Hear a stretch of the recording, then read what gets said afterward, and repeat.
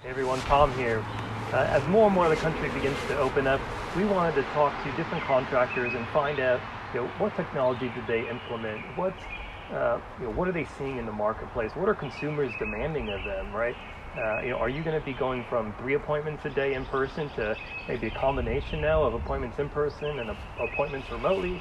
What exactly should we expect as this pandemic ends? So to do that, we've invited several contractors, several of your peers for this webinar.